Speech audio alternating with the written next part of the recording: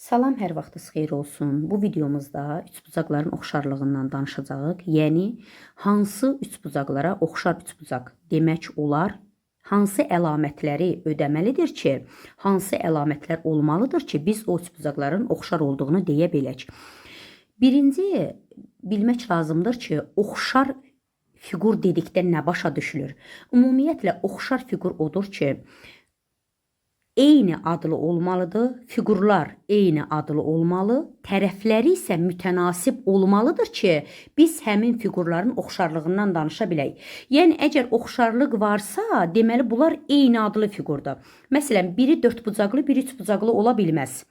Ya ikisi dördbucaqlı olmalıdır və yaxud da üçbucaqlı olmalıdır. Üçbucağın oxşarlığında isə 3 əlamət var. Yəni, biz 3 halda deyə bilirik ki, bu üçbucaqlar oxşardır. Birinci, bir üçbucağın iki bucağı digər üçbucağın iki bucağına bərabərdirsə, yəni konkurentdirsə, biz deyə bilərik ki, həmin üçbucaqlar oxşardır və biz bunu bucaq əlaməti adlandırırıq. Göstərək bunu. Tutaq ki, bir üçbucaq verilib bizə. A, B, C üçbucağı verilib. L, M, N üçbucağı verilir. Bizə deyilir ki, bucaq A, məsələn, 70 dərəcədir. Bucaq B 50 dərəcədir. Digər üçbucağın iki bucağına bərabər olmalıdır. Məsələn, bucaq N 70 dərəcədir. Bucaq L 50 dərəcədir. Yəni, bucaq A konkurentdir. Bilir ki, konkurentlik belə işarə edilir. Bucaq A konkurentdir. Nəyə? Bucaq N-ə. Bucaq B də konkurentdir. Yəni, bərabərdir bucaq L-ə. Bir üçbucağın iki bucağı digər üçbucağın iki bucağına bərabərdir. Bəli. Deməli, bu üçbucaqlar oxşardır və belə yaza bilərik üçbucağın oxşarlığını. Yazırıq üçbucaq A, B, C. Baxın, burada diqqət etmək lazımdır ki, oxşarlıq belə işarə edilir. Diqqət etmək lazımdır ki, ikinci üçbucağın oxşarlığını düzgün yazmaq lazımdır. Yəni, bərabər olan bucaqlar uyğun yerdə olmalıdır. Yəni, eyni yerdə olmalıdır. Məsələn, baxın, bucaq A-dan başlamışam, düzdürmü birinci? Bucaq A nəyə konkurent idi? N-ə, yəni birinci N yazılmalıdır. Bucaq B ikinci yazmışam. Baxın, bucaq B-ni ikinci yazmışam. Deməli, bucaq B nə idi? 50 dərəcə. İkinci yerdə bucaq L yazılmalıdır. Sonra isə M yaza bilərik rahatlıqla. Bu əlaməti, yəni oxşarlığı düzgün yazmaq lazımdır ki, misalımızda, yəni məsələmizə düzgün həll edə bilək. Baxın, bucaq A, bucaq N-ə konkurentdir. Həqiqətən də ikisi də 70-dir. Bucaq B 50-dir. Bucaq ikinci yerdədir və ikinci yerdə L-dir. Bucaq yəni 50 dərəcədir. Eyni yerdə duranlar bir-birinə bərabər olmalıdır. Bu birinci əlamətdir. İkinci əlamətdə isə deyilir ki, ikinci əlamətdə nə deyilir? İkinci əlamətdə deyilir ki, bir üçbucağın iki tərəfi digər üçbucağın iki tərəfi ilə mütənasib və onlar arasında qalan bucaqlar bərabərdirsə, həmin üçbucaqlar oxşardır. Və biz buna tərəf, bucaq, tərəf əlaməti adlandırırıq. Belə yazırıq. A, B, C üçbucağı. Bir üçbucaq da çəkək. Məsələn, olsun A1, B1, C1. Məsələn, AB 5-dir. Bu 10-dur. Bu, məsələn, 4-dür. Bu 8-dir. Və bunlar arasında qalan bucaq 30 dərəcədir. Bu da 30 dərəcədir.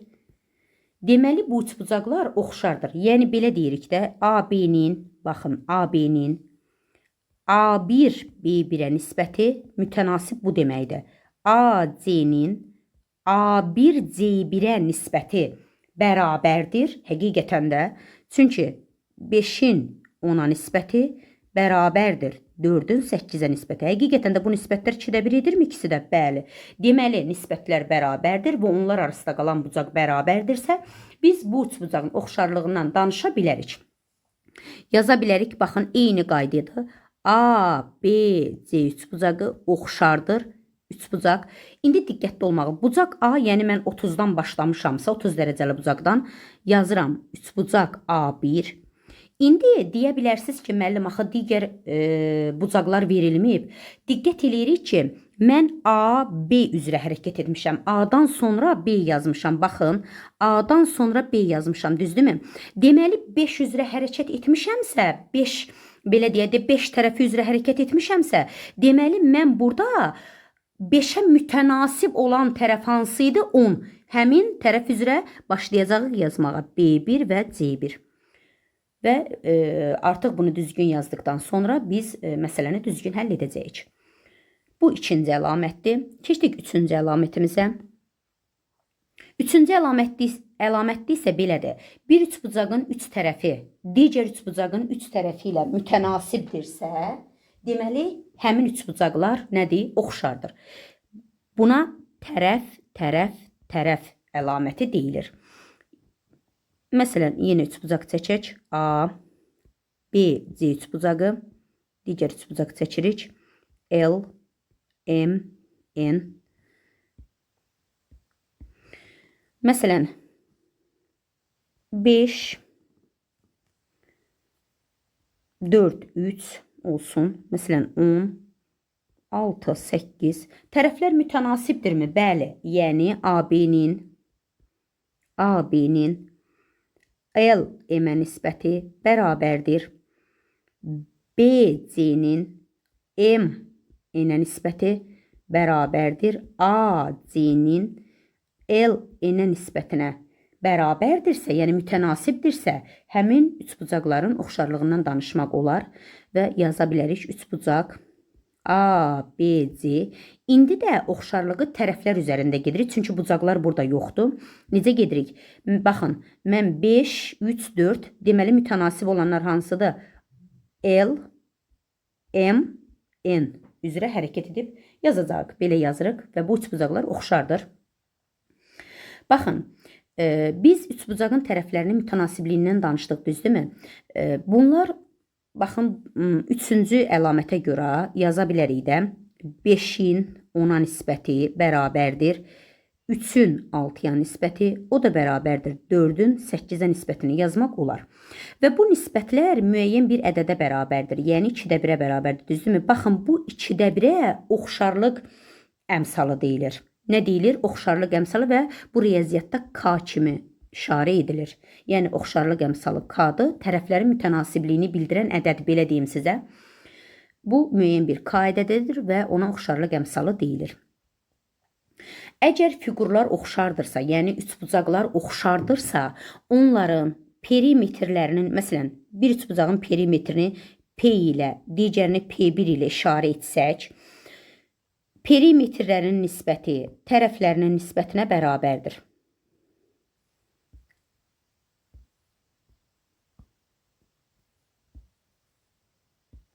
Deməli, oxşar üçbucaqların perimetrlərin nisbəti tərəflərinin nisbətinə, A-nın B-nin B1-ə, C-nin C1-ə, sonra medianlarının nisbətinə bərabərdir, təm bölənlərinin nisbətinə bərabərdir, hündürlüklərinin nisbətinə bərabərdir, xaricə çəkilmiş çevrələrin radiusları da nisbətləri bərabərdir. O cümlədən daxilə çəkilmiş çevrənin radiusları da nisbətləri bərabərdir. O cümlədən diqqət eləyirik. Orta xətlərinin nisbətləri də bərabərdir. Yəni D-nin D1-ə nisbəti bərabərdir. Bu da müəyyən bir K ədədinə bərabərdir. Bu, oxşar üçbucaqlarda doğrudur. Amma oxşar üçbucaqların sahələrinin nisbəti isə bunların hamısının kvadratına bərabərdir. Yəni S-in S1-ə nisbəti, məsələn, P-nin P1-ə nisbətinin kvadratına bərabərdir. O da müəyyən bir bilir ki, yəni oxşarlıq əmsalının kvadratına bərabərdir. Baxın, bunlara diqqət edirik. Yəni, məsələ həll edən zaman ilk növbədə bu oxşarlığı görmək lazımdır. Oxşarlığı tapıb, hansı əlamətə görə bunlar oxşardır, onu tapıb və məsələn, baxın, bu oxşarlığı da düzgün yazdıqdan sonra məsələni daha rahatlıqla həll etmək mümkündür, yəni səhv etməyəcəksiniz. Belə bir məsələyə baxaq. Məsələ.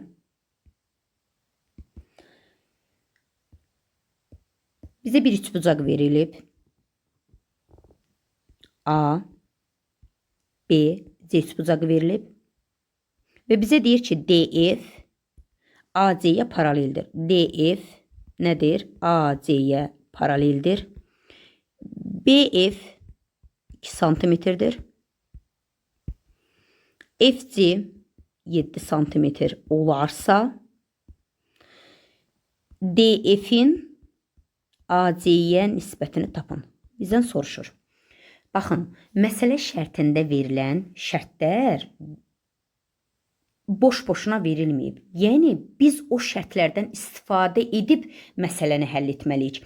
Məsələn, bizə burada verilib ki, DF AC-yə paraleldir, düzdürmü? Deməli, biz bu şərtdən istifadə edəcəyik. Necə? Bu paralellik əlamətinə görə, baxın, bu bucağa nədir? Uyğundur. Uyğun bucaqlar bilirik ki, bir-birinə bərabərdir. O cümlədən bunlar da uyğundur, ona görə bunlar da bir-birinə nədir? Bərabərdir.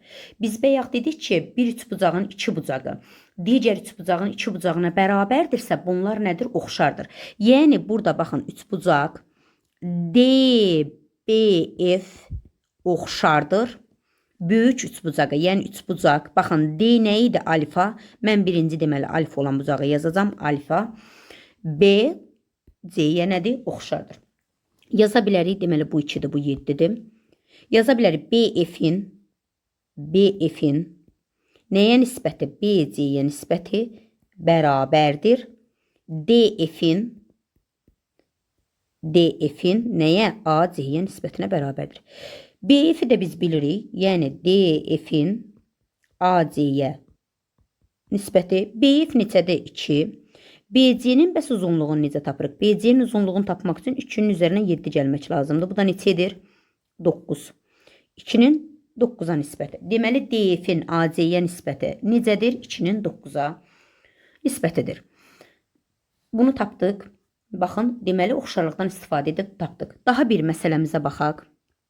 Məsələn, belə bir şəkil verilib bizə.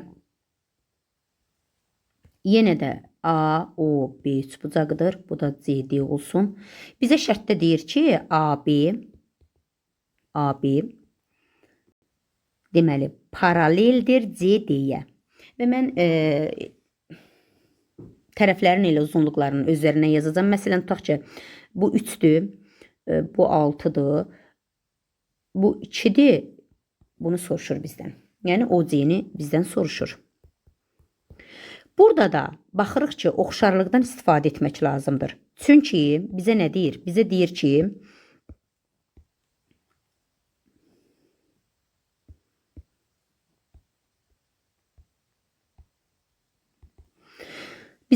AB CD-yə paraleldir. Paralellik iki paralel düz xətt. Üçüncü ilə kəsişdikdə daxili çarpaz bucaqlar nə olurdu? Bərabər olurdu, düzdürmü? Deməli, bu bucaqlar daxili çarpaz bucaqlar olduğu üçün bərabərdir. O cümlədən bunlar da daxili çarpaz bucaqlar olduğu üçün bərabərdir.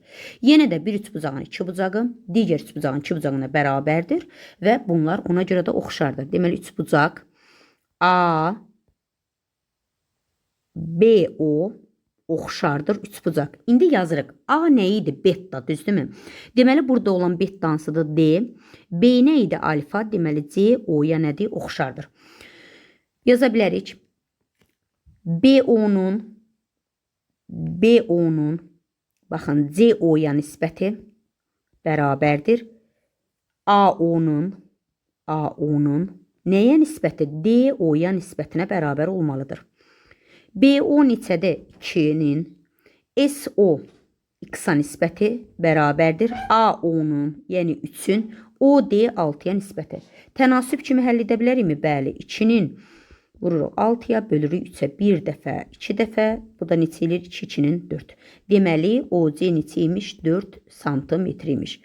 Baxın, ümumiyyətlə oxşarlıqda məcbur deyil bunu yazasız. Yəni, məsələn, bu misal üçün məcbur deyil bunu yazasınız. Niyə?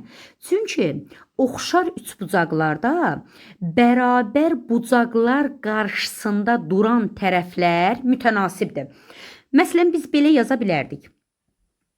Necə yazardıq?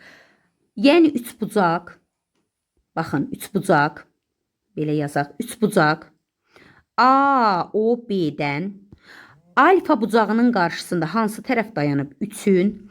İndi üçbucaq COD-də alfa bucağının qarşısında hansı tərəfdə 6-ya nisbəti bərabərdir? Bettanın qarşısındakı 2-nin, bu bettanın qarşısındakı x-a nisbəti. Yeni eyni, yəni həllə gəlib çıxacaq. Bölürük 3-ə. 1 dəfə, 2 dəfə, bu da eləyir 4. Yəni belə də yaza bilərsiniz. Ümid edirəm ki, üçbucağın oxşarlığını daha yaxşı anladınız və kanalıma abunə olmağı unutmayın.